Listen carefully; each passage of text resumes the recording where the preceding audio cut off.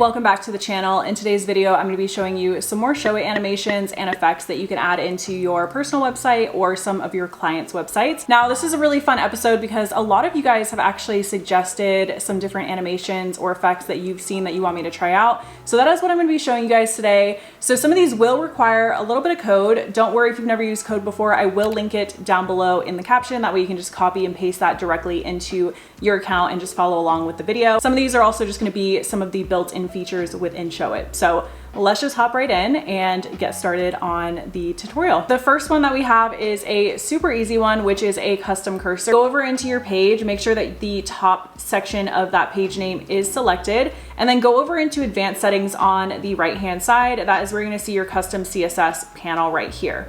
Now you're gonna go ahead and paste in that code that I've provided down below. And what you're gonna wanna do is swap out these URLs for your own image URL. So if you are making your custom cursor on Canva, Photoshop, any of those softwares, you just wanna make sure that your cursor is set to 32 pixels by 32 pixels. Go ahead and export that as a PNG, and then you'll just go ahead and upload that directly into Showit. Once you have your image uploaded into Showit, what you're gonna do is just go ahead and click on that little link icon. That's gonna go ahead and copy that image URL to your clipboard. You can go ahead and exit out of your gallery now, and then go back into where that custom CSS is, and then just go ahead and paste that directly in between.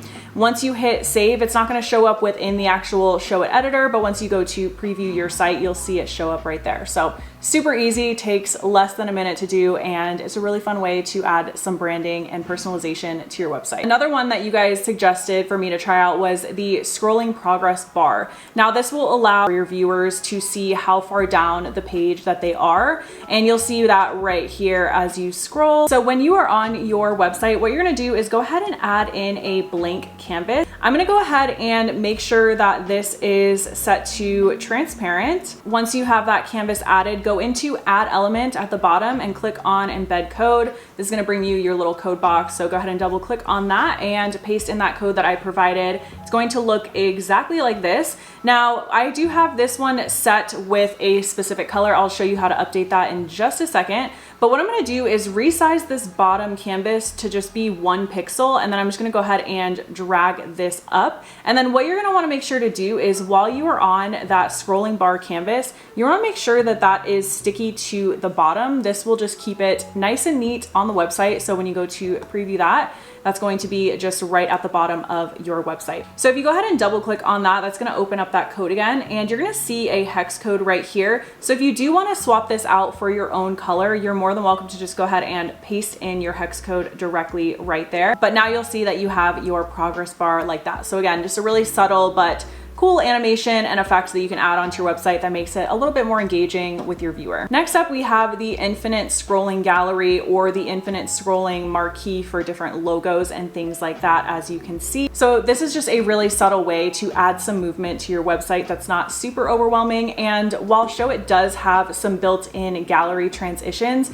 I feel like sometimes it's a little bit clunky. So this is just a really smooth animation, and it's relatively easy to do. So let's just hop right in. All right. While you are on the page that you intend to add this into, you're gonna go ahead and click on the embed code again. You can go ahead and resize this to whatever you would like to. We can also adjust the image size, which I will show you a little bit later on in this video, but go ahead and double click on that. And again, you're just gonna go ahead and paste in that code. Again, that's gonna be provided down below.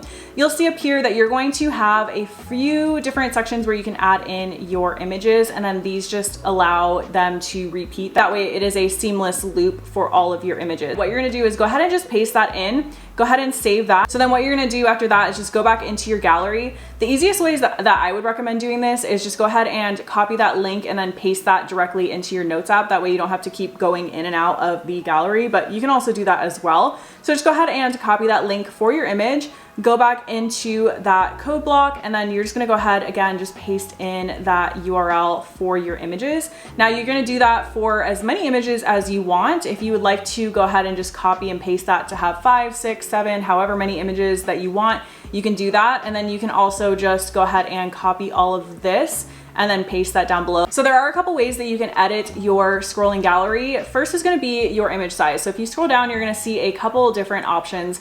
One of these is going to be for your mobile, which is going to be your max width, and then this is going to be for your desktop, things like that. So you'll see right now I have this set to 400. If I lower this to 200 and I hit save, you're going to see that that will automatically make the desktop size a little bit smaller.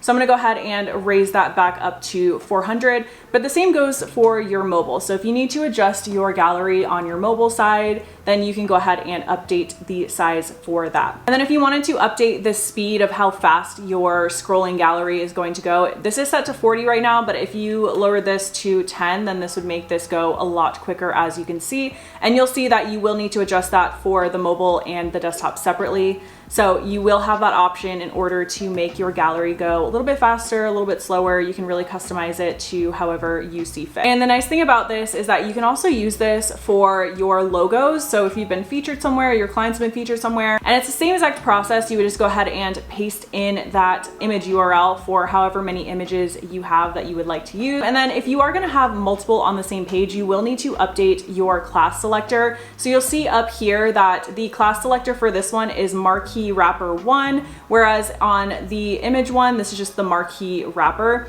This just basically allows the code to differentiate between the two different galleries and allows you to have different settings in order for that to work. So if you don't do the class selector, then the code is only going to work for one of your blocks. So if you are going to add multiple, just do the -1 or however you want to label those. I'm not going to go into too much depth on the class selectors, but just make sure that you are changing out those names in order to reflect the different gallery. Next up, we have one that has been the most requested that I've gotten, which is the reverse stacking canvas. So first things first, you'll want to make sure that you have a canvas or a page already set up. Now, the way that people use these stacking canvases is usually to showcase either their process or services that they offer. So that's what I'm going to be showing in this video, but keep in mind you can use these for really anything that you would like. So what I like to do is add some text, maybe some images at the top that will basically just state, you know, whether this is services or the process, whatever that may be. So go ahead and start off with your canvas like so. Now what you're going to do is go in and add a new blank canvas. Once you have your new canvas added in, what you can do is go ahead and add in a shape. Now you can mess around with this. It doesn't have to be the exact same shape that I'm going to show in this video, but if you want to just do the same shape to follow along, you're more than welcome to. I like to round my corners. I just feel like that adds a nice effect. So I'm going to go ahead and add my rounded corners just at the top like so. Now what you're going to do is make sure that this shape is set to stretch the entire width of that canvas, and then go ahead and add in your text and images. So once you have all of your text and images added, what you're going to do is make sure that you are clicked onto that canvas. You're going to go ahead and stick this to the bottom on scroll, and now you're going to set your offset. Now you may have to make a couple adjustments to this depending on how big or small your different tabs are going to be. Mine, I'm gonna set to 530. Make sure that it's negative 530 because you want that to be at the very, very bottom. So I'm gonna go ahead and preview that, see what that's looking like. So you'll see right there that that will be stuck to the bottom. Now what you're gonna do is go ahead and add in your other canvases. So however many stacking canvases you would like to do, go ahead and add those in, and then I will show you how to do the offset. So for this video, I'm gonna do 3 different stacking canvases, but again, you can also mess around with this. You can have 4, 5, 6, however many stacking canvases you wanna have. So when I click on this, you'll see that this one's going to be set to negative 530. This one's going to be set to negative 610, and then this one's going to be set to negative 690. Now, when we go to preview this, you'll see that those will nestle in nicely with each other. Now, there are a couple things that you'll want to keep in mind. So again, like I mentioned, it depends on the size of your different tabs that will adjust your offset. So you may need to tweak that number a little bit, and then you'll also need to make sure that you adjust your mobile separately as well. So your mobile offset for that will be completely different than your desktop. Lastly, we just have this gallery setup where when you click through, your galleries are going to go different directions. Now, this one's pretty simple, I will admit, but it is a unique way to kind of show off some images and have a little bit more of a unique gallery setup. So let's go ahead and hop back into Showit, and I'll show you how to get this done. So go ahead and add in your blank canvas onto the page that you want this to be on, and you can adjust your settings. You can change out your background color, whatever you want to do for that. Now go into add elements and click on gallery. So you're gonna want 2 of these, and you can adjust these however you see fit for your design. So I'm gonna go ahead and put these onto the left like so. Just gonna go ahead and copy and paste that. I'm gonna make sure that these are aligned over to the left-hand side. Now you're gonna go ahead and upload all of the images that you would like to have in this gallery. Once you have your images uploaded into those galleries, what we're gonna do is go ahead and add in a button where people can click through to those different galleries. So I'm gonna just go ahead and add in a rectangle, but again, this can be any shape that you want. You can also just use just the arrows if you just wanna have arrows. So I'm gonna go ahead and add that, make some adjustments to the color, and I'm gonna also just add a border into there as well. And what you're gonna do is, I'm also gonna make sure that this is aligned real quick before I forget. And then go ahead and add in your icons for your arrows. Now what you're gonna wanna do is you're gonna go ahead and assign these galleries. So go ahead and assign this as gallery 1 and then assign this one as gallery 2. And when you go to click on the arrow, we're gonna assign a click action for that arrow. So go ahead and click on action, go to gallery and then click gallery 1.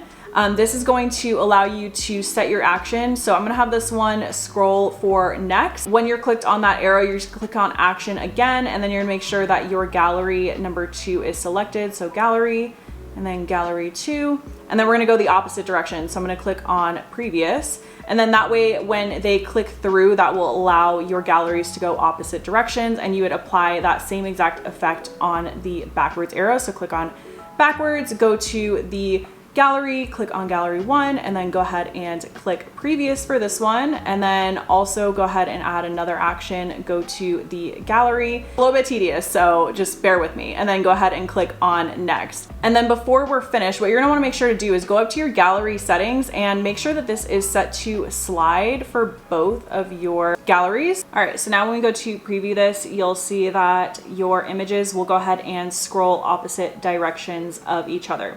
And again, you wanna make sure that you update your mobile as well, because those settings won't automatically be applied to your mobile. So that's gonna be it for today's video. Thank you so much for everyone who has been suggesting some fun animations. If you have any more that you wanna share, feel free to either send me a message on Instagram or you can just leave a comment down below. Thank you so much for watching, and I will see you in the next video.